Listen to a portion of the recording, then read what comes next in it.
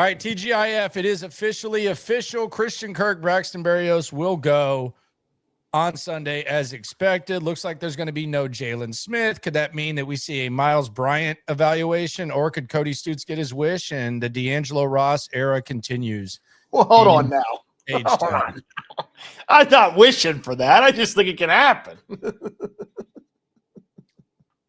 We'll keep an eye on all that, but I think the Berrios thing and the Kirk thing is the thing to keep an eye on, because to me, I don't want to say I've lost hope in Nick Caley, and maybe that's a little bit dramatic to even put in the atmosphere. I do have some thoughts, though, and they don't feel great. But that is the hope for Nick Caley, that the multiple slots that we've been talking about for a while and Christian Kirk make a big difference, and maybe he gets a little bit more comfortable and they're able to finally win a game. So if you're holding on hope, this is excellent news for not just the Texans in general, but specifically Nick Caley.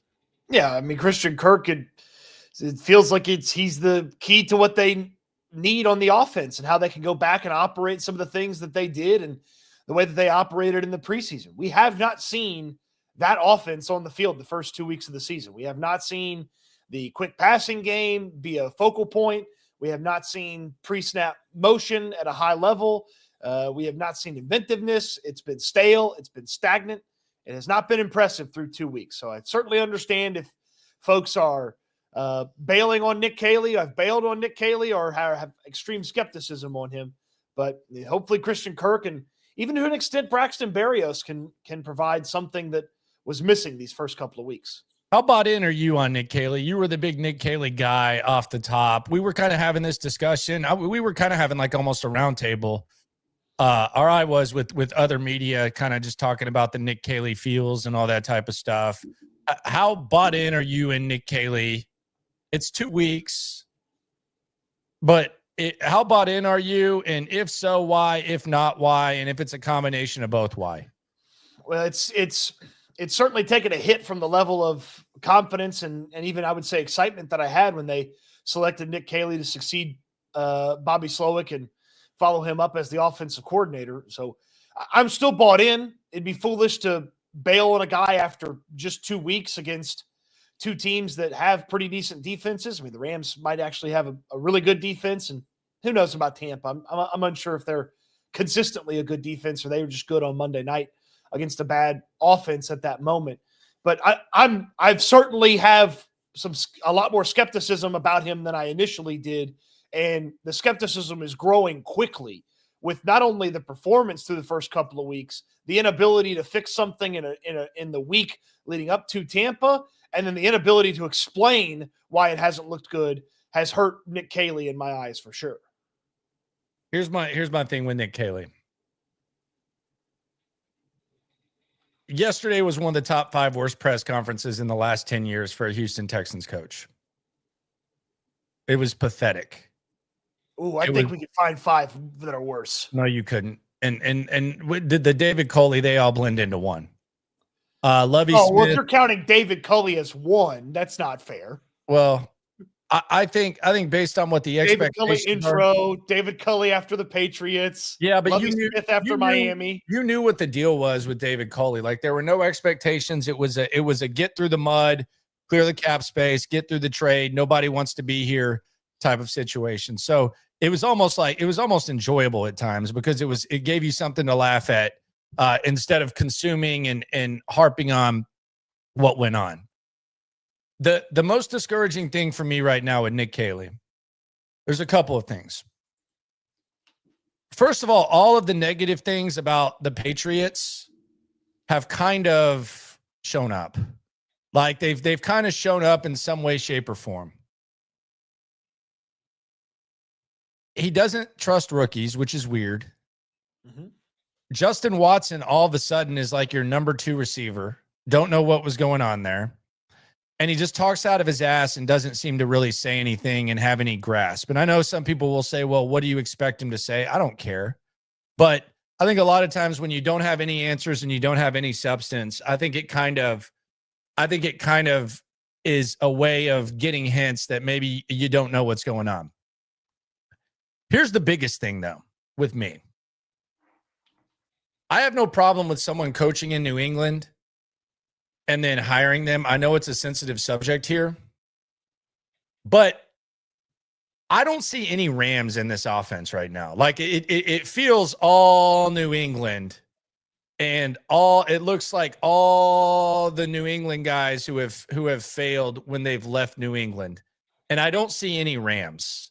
So that's the real concern that I have. Is I took the experience that he had as kind of like a combination of the Patriot stuff is fine and the Rams is there, but the way that he's acted these first 2 weeks, and I don't know where this was in camp because it wasn't the case. You brought up a good point that this offense that we've seen the first 2 weeks, it looks nothing like what we saw in camp or in the preseason, which also leads to kind of a Bill O'Brien factor where Bill O'Brien is scared in games. Like he got scared against Kansas City. He wet his pants. He didn't have a play to go for it on fourth down. Like he peed his pants. And that's what I wonder with Nick Caley is you practice all this stuff, but then once the game happens, you start overthinking it and you start trying to figure some stuff out. It's 2 games. I'm not saying this is a final verdict. I'm just saying this is something that has just kind of crossed my mind.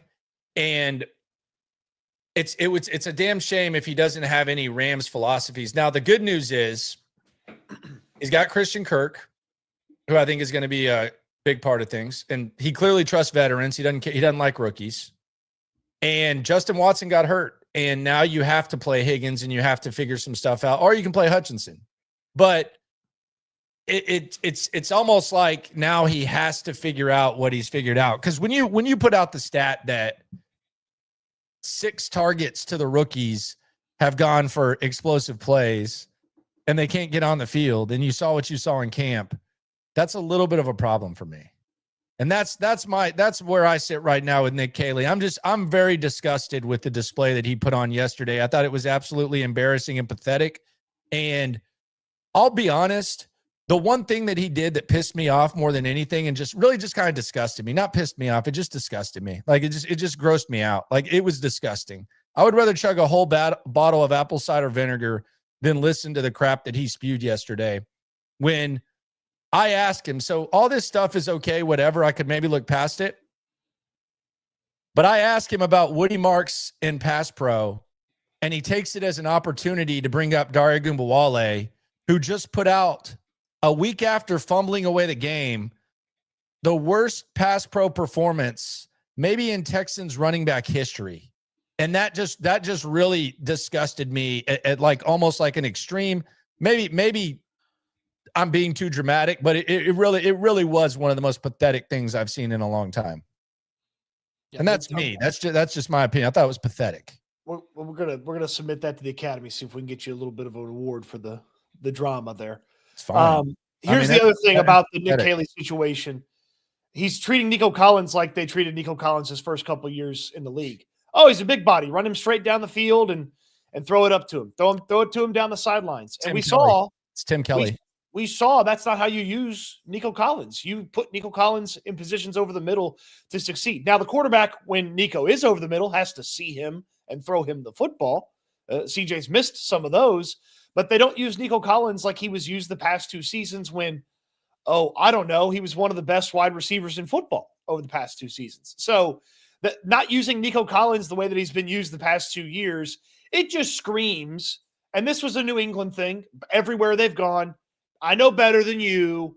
We know better than you. We're smarter than you. And it's like, well, actually, a lot of other people run offense different, and it's more successful, and it's replicable in other spots. Like you can take these offshoots from Shanahan trees, from McVay trees, and you can go other places, and you can successfully run them, which is not something you could say about the New England situation. Yes, that's the problem that I have as well, is that, and I just, it's not just about the 2 days. It's the fact that we put up with this with O'Brien. Like, it's not so like on the surface. Did this guy just say everything he needed to say to get the job and then decide to do whatever the hell he wanted? No, I don't know what happened. Like maybe he just kind of showed himself or whatever. We'll see. It's 2 games, but it's not just 2 games because this is the crap that we heard from O'Brien. and it just sounds the exact same. Remember when Bill O'Brien tried to justify, I always tell this story, tried to justify trading DeAndre Hopkins, and he brings up Buddy Howe and Keon Crossan as like moves they've made. That's just kind of what I thought about when we're talking about Woody Marks. And then you're praising Dare Gumbawale after he had the performance he had. So maybe I'm being dramatic. It wouldn't be the first time, but in the fluid process that is sports, the 2 weeks I've seen from Nick Caley in comparison to what we saw at camp and what we saw in the preseason and the past experiences that he had, it just hasn't been very flattering. Well, it just adds on to the situation. I mean, they're the worst offense in football through 2 weeks. They've scored 14 points per game on average. Like it's if they were scoring, I don't know, 30 points a game, he'd go up there and make armpit fart noises in the microphone and I wouldn't care.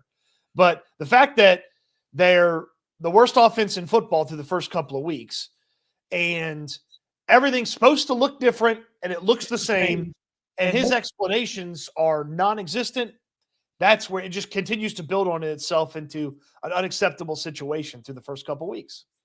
Yes, I would agree. I would agree with you wholeheartedly on that. Let's go to Z Super Chat. You ain't never hate. Swarm. Samson says staying positive about our boys. Gotta turn it around in Jacksonville. Yeah, and a win can cure a lot of things. As I said, it's obviously a fluid process. So we'll see how they respond. It could be as simple as the defense just has to be that much better and has to carry that much of the weight, which, let's be honest, we kind of anticipated could be the thing. But I'm just kind of, gosh, that was bad. No, it's not good. It's not good. And again, he could have a bad performance at the podium if he goes out there and he has a good day with the headset on Sunday. And that's the biggest thing is he needs to go out there and instill some confidence that you can figure this thing out in the near future. That you can figure this thing out at some point this season. Christopher Caldwell says, guys, unfortunately, I think we go out there and bleep the bed again. They haven't bleeped the bed in Jacksonville in a long time. Well, D'Amico's never lost a road AFC South game, so that would be a first too. Like, what does bleep the bed look like? Just lose? I mean, there's nothing really. There's no like, like if they lose 14 points and they lose. What if what if they lose in a shootout? Do you? I mean, there's really like no way they can lose this game. If they lose in a shootout, it's like my meal was bad, but at least the fountain drink was good. That's your superpower. Now all of a sudden you're going to be talking about that. So yeah, if the Jacksonville Jaguars in the issues that they've had through the first couple of weeks, they go out there and they light you up, that won't be good. Yeah, that would be actually awful. On the soup, team player says 2 sleeps. FYI, Caley couldn't get a TD on his old team, the Rams. Yeah, that was not an advantage. Yeah, a lot of good it did having him previously be in LA. Yeah, that was not an advantage. That did not end up being that. Optimistic Rocks fan says we got duped by the McVay tax.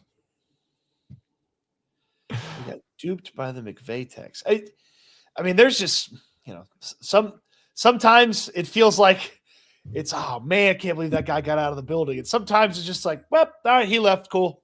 It feels like Caley falls in the latter category for McVay. Is it possible Caley is trying to fool others, just change it up later in the season, or is this dude just a freaking fool? I mean, he's got to adjust. Like there's many different phases of evaluating an OC. Bobby started out slow, then he got hot, had a good season, and then he just kind of fell off. So there's different paths. Like I guess the other optimism on top of the Kirk thing could be, well, Nick Caley just kind of picks it up now, and much like Slowick did, he goes to Jacksonville, and all of a sudden you don't look back. Sure would be nice. I mean, if that was your plan for the first 2 weeks, that's a bad plan. And that seemingly was their plan to, run that offense out there and operate that way. And it stunk and it wasn't very good. He's got to adjust and change, and they should look different with Christian Kirk in the lineup. I don't know the last time an offense has, prayed for Christian Kirk to be back in their situation to change the outlook. Probably Jacksonville when they made the playoffs last. Yeah. So it's probably been 2 times in his life that Christian Kirk's been like a key to the offense. A little bit in Jacksonville and probably at A&M.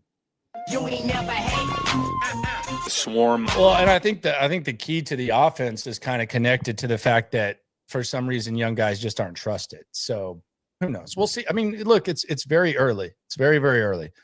But I can't help the way I feel. Trill Kick X says, is protection the reason we don't throw to the halfback? Bobby didn't do it either. That should make you want to throw the halfback more. Yeah, they threw make you throw that. Protection can prevent you from throwing the deep ball and maybe running like double moves, perhaps in the red zone or on the 1 yard line. It should make you not run double moves on the 1 yard line, but yeah, it should be the opposite. If that's the case, then you got even bigger problems than we're talking about. Last time they threw to the running back was with 9 minutes left in the second quarter. They didn't throw to the running back again. But Rhino says, seems like the offense has a lot of square peg and round hole going on. That's it. That's the thing too. Is that that was my biggest thing when we started the collective on Tuesday. You, me, Sean, and Reggie were talking about this. Is I was promised an accentuation of strengths of the players that were on this team, and I'm not seeing that. Square peg, round hole. That was a rally cry. Logan says, you think we do 2 wide receivers and 2 slots on the field? I wouldn't mind it. I'd love to see a 4 wide. Let's see what you got here. Christopher, thank you very much. Thank you for the super chat, Christopher. My friend. So the Nick Caley thing kind of is where it is at the moment. Now, you say I'm being dramatic. Listen to the question that Cody Stutz is posing to the people. This might just be the most dramatic episode in SNL history. Take it away, Cody. Well, what question is that? Which one do you want me to ask? Is this the most needed win in recent Texans history? When have you ever felt like a team needs a win more than this one right now? When they faced the Colts the final week of the season in 2023. Yeah, but that was even – I understand that expectations can change over the course of a season. You still would have felt like that was a big surprise season and still would have felt good about the direction if you hadn't won that football game. Like the mood, yeah, okay, dang, we lost. The Colts came up a little bit short, but the mood still would have been like high for the future. I definitely think it's a must win, which I always get a kick out of, like the blowhards who like get all literal about it. Oh, you don't have to win. Your season's not over. You need to win. I mean, there's a reason that only one team this century has made the playoffs starting out 0-3, and you need the win. So I do think it's a must win. But what is AFC South either? What is it needed based on? Is it just like what happens if they lose? If they lose, then is there a consequence or what? I wonder if there'd be people on the offense that just don't believe in the offense, specifically maybe the quarterback. Yeah, and the quarterback's not free from this criticism. Like it's possible that, the long-term solution, if you're talking about getting to the ultimate goal, that's kind of going to be an uphill battle. And the surroundings are going to have to be ideal. But like you can make it like you can make an excuse for week 1. Hey, it's the first week. It's the Rams. They're really good. Like you can make an excuse.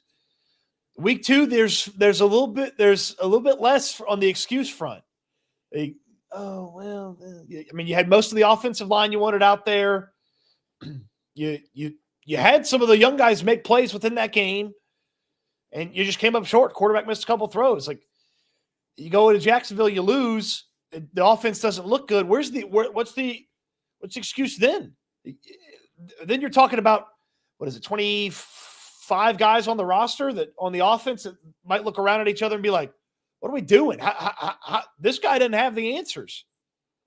It's like it felt like they lost confidence at the back end of the year in Bobby. It's not great to start the year with no confidence in the new guy.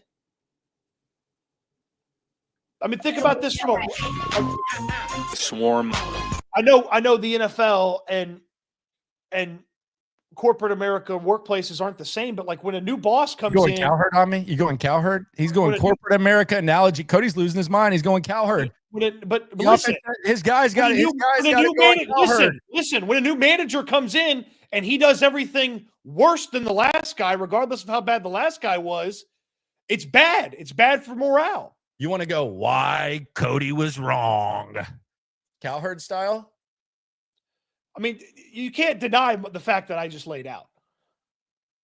So you thought you just dropped the bar there, huh? Did he drop a bar, Chad? Did he drop a bar? If you have a bad manager and the new manager comes in, they're worse than the last manager, that's bad for everybody. Yeah, that means that you start looking at, and this is what we've talked about. I think Nick Caserio is the one on the hot seat. I think Like if he's trying to lose his job, yeah. If the Nick Caley thing doesn't work out, Nick Caserio's got to go because this is his guy. The offensive line, they will convince themselves because they're not going to give up on CJ is the main problem, and that's his weakness. And I think the job that Nick Caserio has done has been fine. I think it's overrated. Like I've said this, and this isn't new. This is not an overreaction. This is what I've been saying. Like if you inherit a situation where you inherit patient ownership, you inherit a quarterback that wants to be traded and you're going to get a lot for that quarterback and you get patience to where you can just eat up cap space, the hires that you make don't really matter and you're just able to clear stuff out. That's great. It's almost like it would be the equivalent. I'll go Colin Cowherd with you. It would be the equivalent of a company being in significant debt and every penny that you make goes into clearing that debt and you're going to get more assets over a 2-year stretch. And then you're going to get a fresh start without really any judgment of your performance. Like performance doesn't matter. You don't have to win. You don't have to sell a lot. You don't have to do anything. Like that's basically what Caserio got the first 2 years. So that's been kind of overrated. Like that you got to judge it now based on what the next step is. So D'Amico's the king. D'Amico's the football king. If this doesn't work out, because this was a Caserio offensive hire, let's just be honest. Bobby was D'Amico and Caley was Caserio. If this season doesn't go at least okay, then you got to say bye to Caserio. And then D'Amico's going to pick his handpicked guy, and those guys are aligned. For sure. And then you ask about CJ, and you let CJ play out the 4th year. But that's just the reality of the situation when it comes to the 3. And I think that would be the smart way to look at it. Yeah. Kyle says, let's get Denzel Washington or Gary Oldman. They can play every other role. Why not OC? Can't be worse. Granted, been drinking. Kyle wants Denzel out there with the headset. Who's Gary Oldman? It's another one of those actors that he's been in a bunch of movies that you'd recognize him if I showed you a picture. Because I remember Coach Boone had a okay offense. I don't know. It seemed it didn't seem very innovative. But I didn't know that D'Amico was the same school of coaching that the defensive guy came from. If you allow one more yard. Is CJ Stroud showing signs he no longer wants to be a Texan? Considering him always saying he's not having fun, lack of elevation, and the booze. I don't know. Really, like, if CJ Stroud comes out and says he doesn't want to be a Texan, then screw him. Like that's like that because like I actually understood why Deshaun didn't want to be here. Like you had Jack Easterby calling the shots and as the main guy, and Bill O'Brien was kind of his guy, and there was that. So I actually understood Deshaun Watson not wanting to be here. If CJ wants to whine his way out of Houston, which is not the worst situation, you could be in a lot worse situation. Sometimes it just doesn't start off greatly. Then bye-bye. Then bye-bye. I don't really care how CJ Stroud feels as long as they're winning football games. Yeah, but like I want to force my way out of Houston would be very rich and crazy. Like I just think that would be, and it's a big hypothetical because I don't think that's the case. No, I don't either. I do think a couple wins and CJ be feeling good about Houston again. Yeah, like that's crazy to me. AJ Birmingham says, "Do you see the offense expanding with Kirk active?" Yes, I think there's going to be more trust in Christian Kirk, and I think CJ and Christian Kirk had chemistry. CJ and Christian Kirk had the best chemistry in the preseason. Their chemistry was better than Nico Collins and CJ from the preseason. So this is and CJ, he acted like he was getting freaking Wes Welker back when he's talking about Kirk at the podium this week. In tune with that guy. Really excited. Real smart player. Really good. Rob on the chat says, "Now blame the franchise QB that hasn't received a single quality teammate on offense in 3 years aside from Joe." See, this is the drama. Like this might take the cake for the drama thing. I don't know. Like, there's no blame. He's just not excluded from it. AJ Birmingham says, "Do you see offense expanding with Kirk active?" We already read that. Common Sense 200 says, "There's a chance Indy gets 2 losses with Pitt and the LA Rams." Yeah, Indy's not going undefeated. They're not going to run away with the division unless you just don't win games. They're not running away. It's a 10-win team, probably. Colts. That's they're right there with what they were a couple years ago. They can get to 10. Do you think Aziz influenced the Caley hire? No, I don't. I don't think Aziz had any say, just because he's talking about how they have the ties, but no, not at all. Oh, from like FAU back in the day? Yeah, no. I would say no. I don't think Caley was just there when he was recruited. He didn't get he was gone by the time Aziz got there, I think. Doesn't D'Amico have a final say on who gets to be on his staff, not Caserio? I think this was a compromise where Nick Caserio was very hands-off. And I called him neutered Nick at the press conference after the 2022 season. Slowick was clearly a D'Amico hire. That did not work out. So then I think it was kind of like Caserio gets his guy. That's how I thought about it. And I think we can use some comments there. You could see how it would be. Like D'Amico Ryans is coached. He coached in one place prior to getting this job. So his Rolodex a little bit limited. Caserio's been in the NFL 20 years, a little bit bigger Rolodex. They go through some of the guys maybe D'Amico's familiar with or knows. They stack those guys up against Caley. You could see how Caley would have a resume that's enticing. Yeah. So to answer your question, is this the most needed win in recent Texans history? It's the most needed win for Nick Caserio. I would say Nick Caserio hasn't really gotten. I mean, there's a decent chunk of people that have a grasp of how he's been on the O-line, but if with expectations being what they've been, I would say for Caserio it is. I don't know that D'Amico and CJ just need this to happen. Now the team as a whole, yeah, they got to win this. But I think Caserio needs it most. I mean, yeah. You can't have the offense questioning. You can't have the players questioning if the direction of the offense is good 3 weeks into the season. That would not be good. Yeah, but like the notion that CJ is going to like force his way out, is like the biggest eye roll that I get. Like, what? He didn't have that juice. He's not been good enough to have that. Yeah, juice. I mean, like that would be weird. Like that he would. You know how much he would get made fun of for that. It's like when the Raiders didn't even entertain Jacoby Myers when he asked for a trade. They're like, no, and they kept going.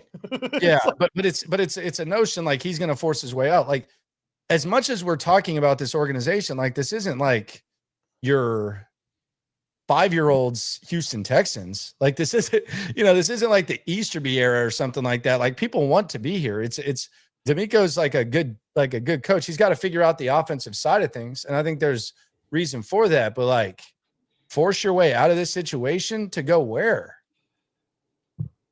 Yeah, imagine if you like how that looks to somebody that's not in Houston. Like this guy wants off of the back-to-back AFC South champions because the team started slow. Get out of here. That's crazy. That doesn't make a lot of sense. Dime asks, he says the answer is clearly John Carroll head coach. LOL. a John Carroll head coach. Oh yeah, they love that. Caserio's alma mater. Big pipeline. Chris Sloan says, "How you feel CJ going from NFL top QB from 10 to 20? NFL from top 10 to 20? What do you mean? Is he a top 20 guy right now?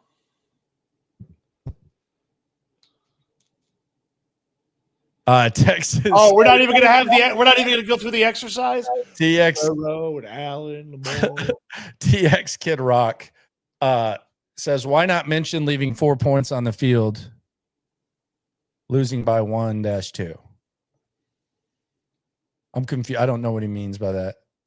I mean, is he talking about when CJ missed Watson in the end zone? Is he talking about when they didn't kick the field goal instead of going for it on fourth down? Is he talking about? I don't know.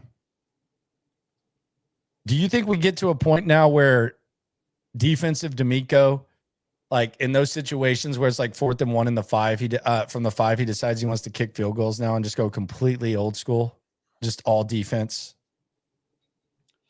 You know, it's so here's this lends itself to the D'Amico Ryans inconsistency, though, because your famous inconsistency call out for D'Amico is how they operate at the ends of halves, because sometimes they put the pedal to the metal and sometimes they're, dilly-dallying down the field and have no interest in scoring, it seems.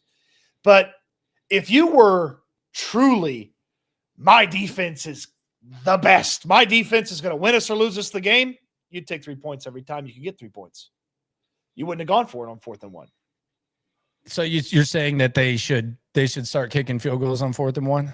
No, but I'm saying if D'Amico Ryans switches up his approach, it would lend itself to the inconsistency of how they operate. I think they should. I actually wouldn't mind it. Like I from now on, just kick the field goals.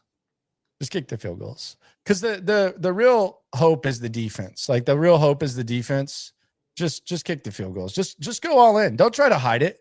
Don't try to act like you're like innovative. Like don't try to hide it. Like have an identity. Do your thing. Hell, go run the wishbone if you want to. Like don't have an identity crisis. Like just go out there, do your thing. Next time it's 4th and 1 from the 1. Here's what we'll do. We'll go extra old school. We'll play D'Amico ball. Run the ball 3 times, whether it's a QB sneak or Nick Chubb. They might actually get in the end zone if they did that. And then kick the field goal. And let's just go extra old school. And let's leave it up to Azeez Al-Shire to come down with the interception. The defense to make stops on 4th and 1 from the goal line, going back to the Rams. Henry To'oTo'o to wrap up. And just let the defense be the identity. Let's just go extra old school. Old school D'Amico. If you're gonna put it all on the defense every time, then you got to get them points wherever you can. It is kind of funny though, like going back to the CJ thing, and you have people in the chat. The one guy who said, and I'm not picking on you, sir. If you don't want us to read the comment, just put in parentheses, do not read. I don't want to like put the business out there, but if you put it in there and it's interesting, we'll read it. But like, he hasn't had a good teammate the whole time he's been here. That's just crazy. Like it's just like we could go through like how many quarterbacks and say, well, this teammate hasn't been added since they got there. It's kind of a crazy mindset to really have. But he threw 2 uncatchable balls in the end zone. Back-to-back plays. Yeah. So like, yeah, you can, and then it goes back to, well, they shouldn't have been throwing. Really? Like, I guess, but like it probably would have been nice if there was a chance, like even like with Justin Watson, what is it? Like a 30-70 ball? If you throw it up and give him a chance, or maybe a 20-80, who knows? Well, the one he missed Watson had his guy beat. Okay. Well then it's a 60-40 because the guy, I don't know, whatever it was, but like there's a 0% chance. Like it's no matter what the play call is there's a 0% chance when you make that throw. What if he gives Nico Collins a chance to make a play on the 4th down play? What is it? 65-35, 80-20, 80-20 on a good day? Yeah. If you put it up there and give him a chance, 0%. So even with all this said, I don't think you exclude the QB, but yeah. HD AV Traveler, shout out to you. Happy Friday. Good to see you. Swarm. Kyle Nance been sipping on that yak. He says, did Ward beat on Stroud? Goodness gracious. Come on. I swear, if we lose and CJ is on the stand acting like a battered wife again, goodness gracious, Kyle. Tone it down. By the way, Jimmy Ward, case dropped. Case thrown out. So Jimmy Ward, innocent. The NFL will have to finish their investigation before they determine he can't play. when he's going to come off the commissioner's exempt list, and then he's still got to get healthy too. He's months away. But I do wonder, do they have to? I wonder if they can just take him from the exempt list and put him right on IR. I don't know. Or is there going to have to be like a weird roster move to make He's that still happen? on IR. He is on IR. He's on the commissioner's exempt list. But isn't it on the roster? Do you have a roster on in front of you? Yeah, he's on the commissioner exempt list. But doesn't it say IR too? Is it IR and then parentheses, or is it just the exempt? I have rosters laying around like damn. Commissioner's exempt list /reserve /physically unable to perform. Yeah, see, so he's on both. Yeah. See, I was looking at it the other day. Yeah. What? Yeah, he's on both. So bro. he just reverts back to pup? Yeah. Am I crazy for thinking that shouldn't be allowed? I don't know, but I saw it the other day and I was surprised too. Yeah. Show it to the people if they can see it. Texans cap. Show it to the people see if they can see it. It's crazy. So the bottom, so you see how the bottom has like the practice squad, and then it has that like Jimmy Ward has like 8 things on it. Yeah. Commissioner's exempt /reserve /physically unable to perform. Yeah, he's like the man of every title. He's like got every designation. Might as well just put practice squad on there just so that he like has the full cycle of like possibilities. Von Clutch says Aziz has dropped 4 to 5 picks since he's been here. Coverage has gotten better though. He was in the right place. He did run stride for stride with the Mecca Ibuka. It was something he emphasized, but yeah, I don't think Aziz is known for his hands. If you could take this year's coverage Aziz and put him into the Chiefs game last year, he might have been a little bit better in that matchup. Oh yeah. Now I don't think you want him checking Travis Kelce, but that was also because they didn't have any nickels at the This version of Travis Kelce, maybe give him another shot. This man running around like a fella's just waiting for the wedding to show up. In 2 games, the Chiefs are 0-2. I don't know how they're sounding in Kansas City, but they're elitist pigs. So they act like they invented football in Kansas City. This Chiefs fans disgust me. what? They disgust me. Really? They are elite. Their media crew are elitist pigs. Are they as bad as the Patriots were when they were good? Probably not. No, because at least the Patriots would they still like, even though they were awesome, they were still living and dying with every play. Like Chiefs fans are just like, oh, the regular seasons must be nice. We're going to see you in the playoffs. See you at Arrowhead.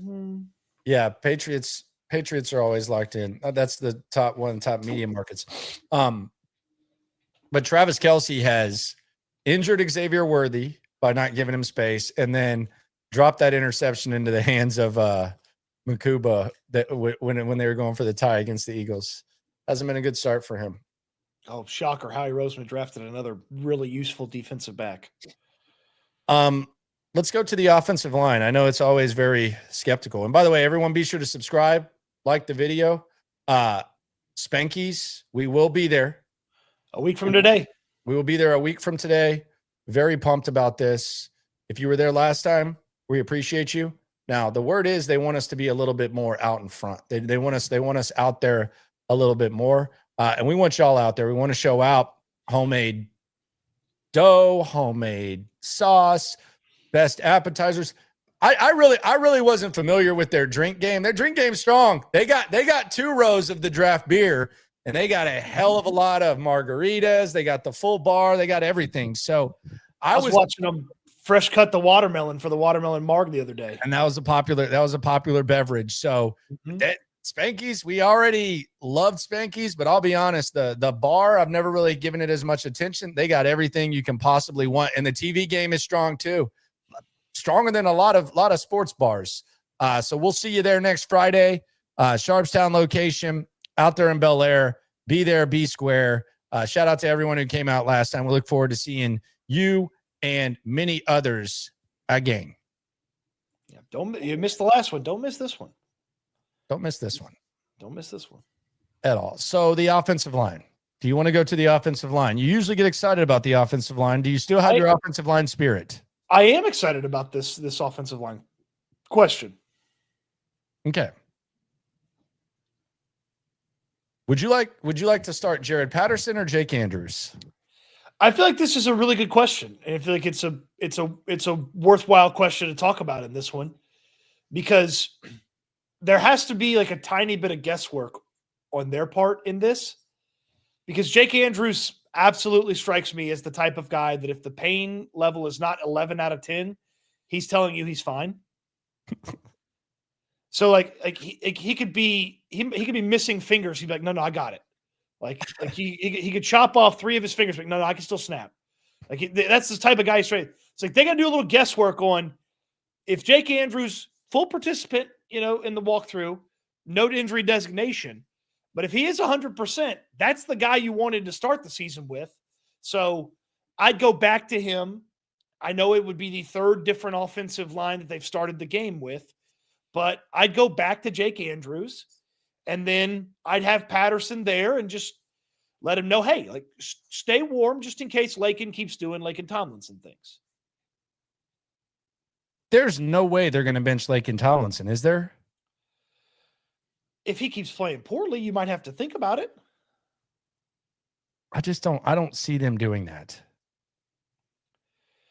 Well, just have Jared Patterson, just have him, ready just in case. Just in case. And let Jake Andrews go be the center. CJ mentioned, it's good to have the guy back that I had the reps with in the preseason. I get what you're saying, because it was their first choice, so they would have their first choice of 5. So they finally have the O-line that practiced together for a month. I would be fine with that, but I don't think there's like a massive drop off between either one. But they need every advantage they can get right now. So if Andrews is a little bit better, you got to play him. Correct. They have to take every advantage they can get. Correct. Which is sickening to talk about. 3 weeks into the season, you're going to freaking Jacksonville. We're like, which center gives you a better chance to score a touchdown? It's not what I had in mind when Nick Caley got hired. Well, I mean, we didn't have in mind that they would have all these offensive linemen. Like we didn't think that it was going to be awesome, but we thought that they would at least have some sort of, I mean, I guess continuity is the word. I think continuity can be overrated if there's not any talent, but this really isn't like overly shocking. I mean, the hope certainly was that amongst the island of misfit toys that were their options for offensive linemen, the hope certainly was that they would pick a crew and stick with them, and they didn't have the option to do that because of the injury to Ed Ingram. Now, did they have to do all the shuffling and adjusting and all the crap that they did do? Probably not. But now to finally have the opportunity to play that offensive line that practiced together for a month, it's got to be worth something. How much? Like, what's it? You said it's got to be worth something. Like what? If they're a little bit better, they need that. The offensive line did get a little bit better from 1 week to the next, just a little bit. So we're going to talk about Christian Kirk in a sec. First, though, I want to talk turf.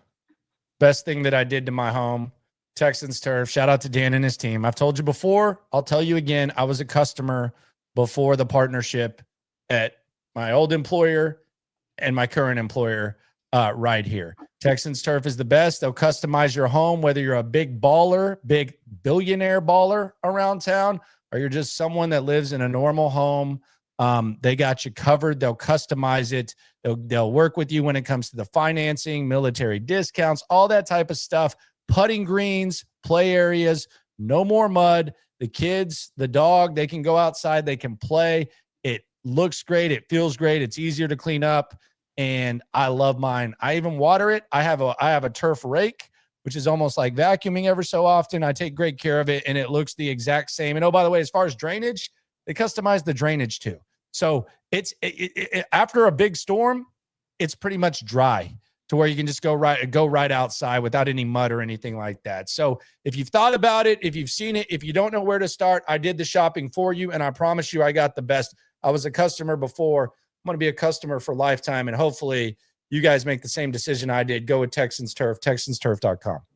Got the great portfolio there on the website. You can see all the fun stuff that they do. And again, they're going to fix it to your yard. It's not just slapping down some big piece of turf and just, they're going to customize exactly how you want it, how you like it. And walking outside, working on your golf game. I mean, can't beat that. Can't beat that. Short always games. Green, always clean. TexansTurf.com. The short I have game. I have a king of the turf prediction. Okay. And we do the king of the turf every Sunday in the locker room, and every Monday Cody does his on SNL Reaction Mondays. I have a king of the turf prediction. Give it to me. Christian Kirk. Captain Kirk, can you save me? Captain Kirk, I want to have your baby. Let's go a little deeper in that prediction. Predict Christian Kirk's stat line.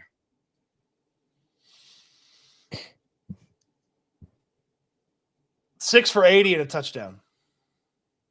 Okay, 6 for 80 and a touchdown. 6 for 80 and a touchdown.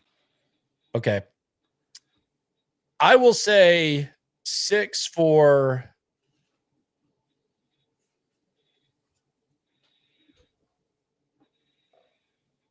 68. I'll say 6 for 68. No touchdown. Oh, But 6 for 68. no touchdown against his former team? No. By the way, if you want to buy low on these props, right now I'm looking at the sleeper props for Christian Kirk. His yardage is 37.5. So his higher lower when it comes to the sleeper game is 37.5. More. And his receptions is, they do not have it up yet. They'll probably get it up eventually, but they do not have it up yet. They'll get it up there. The other interesting one on the yardage. This is if you want to buy Texans higher receiving yards, Jaden Higgins is at 14.5. Oh, he's had 2 catches of 20 plus yards. Exactly, and Justin Watson's not playing. Now maybe Kirk takes his playing time and Hutchinson, but 14.5 yards is where we're at right now with Higgins. That's how low the odds are at sleeper. Hutchinson's only 13 and a half. Yeah. Might What have if you to just take all of them over? take all of them, and there's got to be some fun, sleeper's always giving you like a little bonus one to, you can just slap that in there with all the Texans players. They'll give you a bonus one, but the thing is, one of the rules on sleeper, and by the way, sleeper, I want everyone to try this when it comes to sleeper. Try to use it as your score app this weekend, and you'll notice a big upgrade from all your other score apps, which are being half-assed now. Your Gamecast and stuff. Sleeper is it is 100% the best in the game when it comes to that. But you have to pick someone from 2 different teams. Yeah, you can't have all the same teams. You can't have just all the same teams. So you have to have someone from from other squads. Let's go to the Z Supa chat. What is your favorite soup, Cody? Soup? Soup. Well, I'm pretty partial to taco soup. You ain't never hate. Swarm. All right. Anyways, I'm sorry. What's your favorite soup, Mr. Soup King? either veggie stew or gumbo. Okay. Veggie stew? With beef, obviously. or gumbo. Or gumbo. Veggie stew. You got something on gumbo? What would I say to gumbo? Maybe how can I be critical of gumbo? You're over here hitting my taco soup with veggie stew. He says, fellas, do you think going 2-3 into the bye week will be enough to be in playoff contention? Yes. Tough schedule coming off the bye. If they're 2-3, then that's solid. That's probably like a game different than what many people thought they would be. So yes, I do. Playoff contention, yes. You don't get eliminated from playoff contention 5 weeks in unless you're 0-5. Unless you're the Titans. Jay says this might be dumb. There's no such thing as something dumb. One more thing on that. I understand the 49ers are supposed to be good. I don't know if they're going to be healthy by the time you play them. And then who knows what the Broncos are. They're pretty disappointing to start their season too. So they kind of got, I would say they got screwed against the Colts, but they got some really favorable calls early in that game that people aren't talking about. Yeah. Jay says this might, from the same line judge. Jay says this might be dumb, but I'm betting on the Jags to win this Sunday. I like this theory. I either win some money and we're 0-3, which wouldn't surprise me, or we finally get our first win this season, kind of a win-win. I've heard this philosophy before. I don't knock it, man. I don't knock the philosophy. I don't think it's terrible. I don't think that's dumb at all. You know, Dom from New Jersey bets against the Texans every week. It's because of this same theory. I either am happy my team won or I made money. Billy C, some people would drop, $20, $100, whatever your units are when it comes to gambling, how much ever for a win. So if you look at it that way, yeah. We're losing because we haven't been winning our one-on-ones, guys. Come on, get it together. Oh, God. The D'Amico Ryan's philosophy. There really haven't been I think back to Tampa. Ursery wasn't losing a bunch of one-on-ones. Ed Ingram and Titus weren't losing a bunch of one-on-ones. Patterson wasn't losing a bunch of one-on-ones. Somebody else was. Which brings us back to Kyle. He says, is Tomlinson PFF worst guard? Ingram is best. Well, give me a second and I could find it for you. Because there can't be that many guards that have played nearly as much as old Laken Tomlinson here. Laken Tomlinson is ranked 66th amongst guards in football right now. Dude, there's only 64 starters. Some of these guys haven't played very many snaps. Let me do the minimum snaps thing here. All right. Amongst players that have played, a minimum of 50% of the snaps, Laken Tomlinson's 38th overall. 38th overall. This is fake. This is fake. It's a fake. Yeah, that's Photoshop. That's fake. On my mama, that's fake. On my heart, on my life, my little bit of grave, I could die right now. That's fake. I'm sorry, that was pass blocking. I was going to say. On overall offensive ranking. That's why I said. This is fake. This is fake. It's a fake. Yeah, that's Photoshop. That's fake. On my mama, that's fake. On my heart, on my life, my little brother grave, I could die right now. That's fake. On overall offensive PFF ranking, he's 47th. Okay. Even then. This is fake. He's 47th, and he's fake. Yeah, that's Photoshop. That's fake. On my mama, that's fake. On my heart, on my life, my little brother grave, I could die right now. That's fake. All right. Jacob Hyatt says, if this continues to go south, which Nick is closer to being fired? Caserio would be gone, and Caley would be gone with him. It would be both. Yeah, and I don't believe it would happen in season for either of them. By the way, no, I don't think so either. David H says, if Mike McDaniels loses his job with the Dolphins, give him the OC. I'm in favor of this.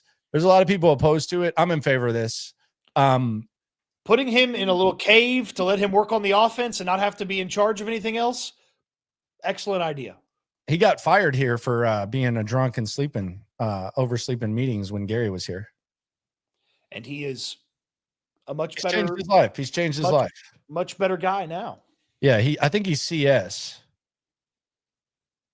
High-grade marijuana called Kush on the streets. California sober. Yeah. So there you go. I don't care what his personal life is. If he can coach offense, figure it out. Get him here. No, Yeah, McDaniel, you could do a lot worse. You do a lot worse. It's McDaniel, by the way. There's no Yeah, S for people keep anybody. saying McDaniel. It's McDaniel. Arnold says, what if Houston trades all their current linemen for picks and then draft only linemen next year? What if? What if? There are, I mean, annoyingly, as I've taken a little, just kind of like just a little peek at draft season. He was kidding, but yeah, I got him. Supposed to be a lot of really good first round linemen this year. There's some good tight ends too. There's some excellent tight ends in this upcoming. Excellent. It's like tight end. It's like tight end central. This draft. The Texas kid, the Ohio State kid, the Vanderbilt kid. Yeah, there's a lot. By the way, did you see Oregon kid? God, he's good. Khalid Sadiq. Did you see Hall scored a touchdown again? Who? Isn't his name Hawes? Am I tripping? Oh, Hawes. Oh, I thought you said Hall, Hall. No, Hawes. So yeah, Spencer Hawes. Yeah, the Georgia Tech. He's supposed to be a blocking only tight end, and he's got 2 touchdowns in 2 weeks, 3 weeks. Yeah, I did not say Hall. Hey, yo. But if I did, yeah, rest in peace. Pour one out from him. Did I say Hall? I thought I said Halls. Who knows? But I mean, That's why I was very confused by Hall. I was like, Hall who? Halls. Yeah, Spencer Hawes. That I fully believe they liked him a lot and would have taken him if they hadn't had to trade up for Woody Marks. Only to throw him the ball one time in 2 games, despite his. I did this So yesterday. that's the longest play on the team, right? Yeah, so I did this yesterday on my night stream. So I pulled up Woody Marks' stats. By the way, Woody Marks is going to turn 25 in 3 months. Better use him soon. He's fine. He'll expire. I pulled up Woody Marks' stats and Expired. he only look at Cody stealing waters again. Cody stealing waters again. What are you talking about? That's why they don't have any more cases of water. No, go back. That's why they don't have any more cases of water. You're taking full cases. No. This one Go back. No. Go back.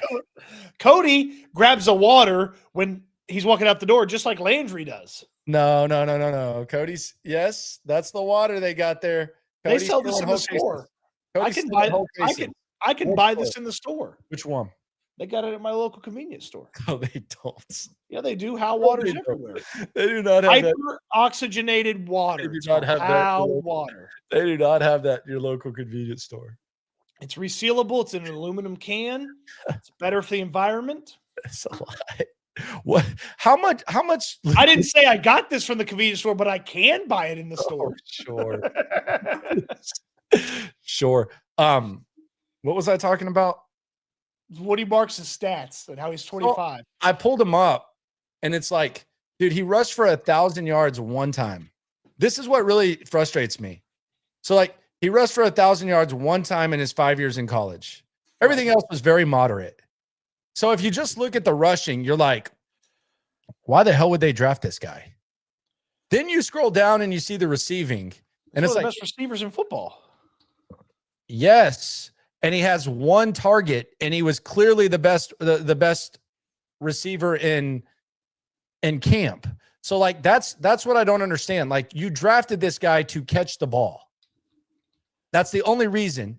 And you liked it so much that you traded up. And then the other thing that really pisses me off about this, man, I'm going back to Caley. I was vibing, man. I wasn't bringing this up. I was giving him a chance with Christian Kirk. I was vibing. I was happy. Anyway, this is what's also frustrating about this. And it's just the ass backwards thinking. So what would keep a rookie running back like Woody Marks off the field? I asked Caley about it this week. What would it be? Pass blocking. They use him as a personal protector on punt. Mm-hmm. So they obviously trusted a little bit. Mm-hmm. Let's go back to the Sioux. Goodness gracious. I really want Nick Caley to have a good game. He's driving me nuts. I don't want to bail on a guy this early. You ain't never hate. Swarm. Kyle Nance says, what if Stutes put toppings on his hot dogs? He only puts cheese, which is just the biggest disgrace there is. I put other stuff other times. You said, how do you eat them most often? I said, I just put cheese on them. Just terrible. I went to Dollar Dog Night the other night and I went 4 raw dogs. Just nothing. Just whoop. You've been known to do that and other things too, from what I hear in the streets. That's not true. Very safe with that. Under that shirt, Cody is rocking a Magic Johnson throwback. Mark Cruz It's not true. says, do you guys think the offense looks completely different with Kirk and Braxton back? That's your biggest hope, man. That's your biggest hope. It better. It's your biggest hope. It better. And you get the multiple slots that we've been talking about. That's your biggest hope. Is that get a little slotty. Get a little slotty. I think Kirk will be doing his thing.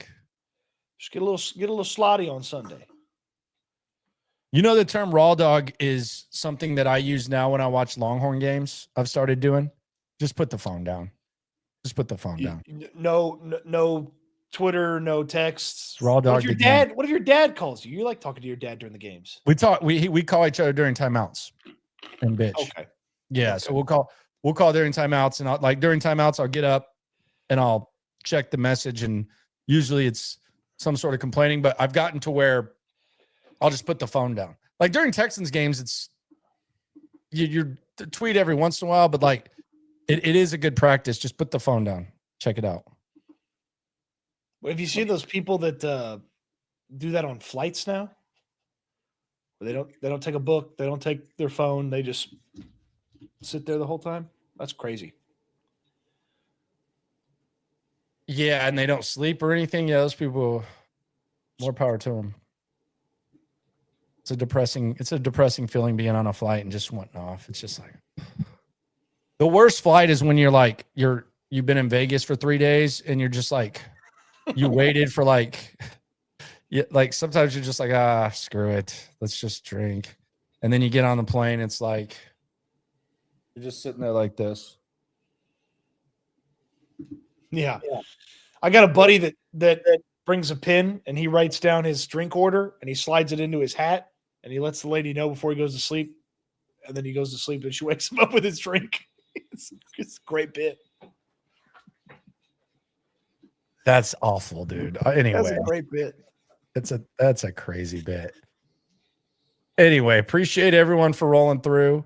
Thanks for riding with us. Wasn't the funnest week, but it happened. Optimistic Rocks fan says my QBs are Arch Manning and CJ Stroud, FML.